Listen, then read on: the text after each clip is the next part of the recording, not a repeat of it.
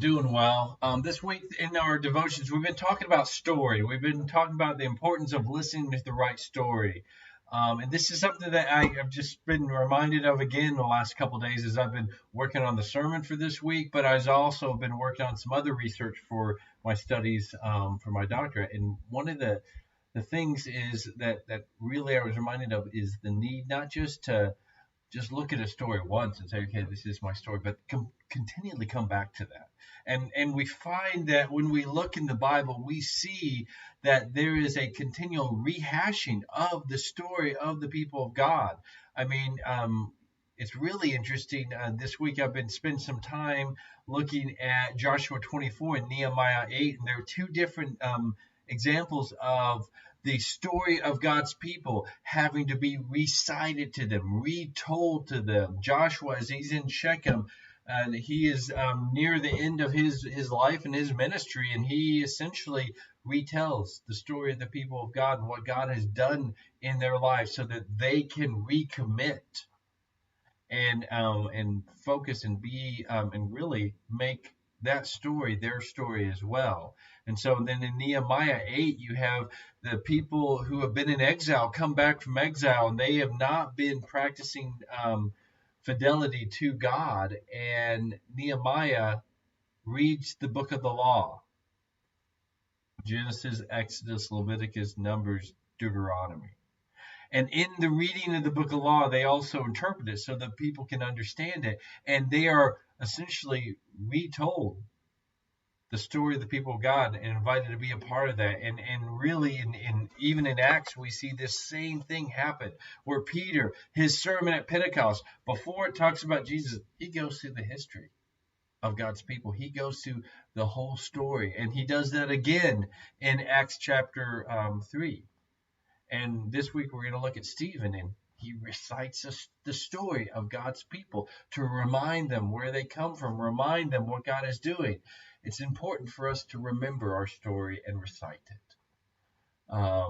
The girls, we whenever we go on a road trip, a lot of times we like to listen to stories. Right now, Sherry, as she joked last night as I was talking about stories that we listen to, what stories are we listening to? She talked about how right now she's listening to Lord of the Rings, and that's something that we do on our road trips. And so we've listened through Lord of the Rings a couple times. And it's interesting because we remember it, and the girls like, oh, remember when this happened? Remember this happened? They with whatever story that may be.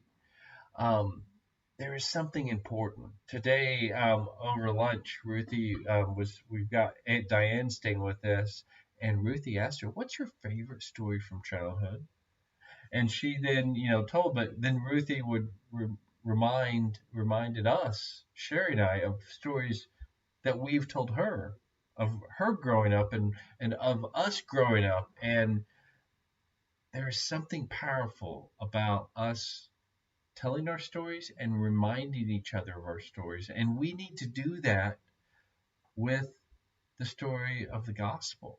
We need to do that with the story of what God has done in humanity, but also what God has done in our life and the lives of our forebearers. Those things are important. Those stories need to be retold. So this week, I encourage you today to think through, what has God done in your life, and have you told that story?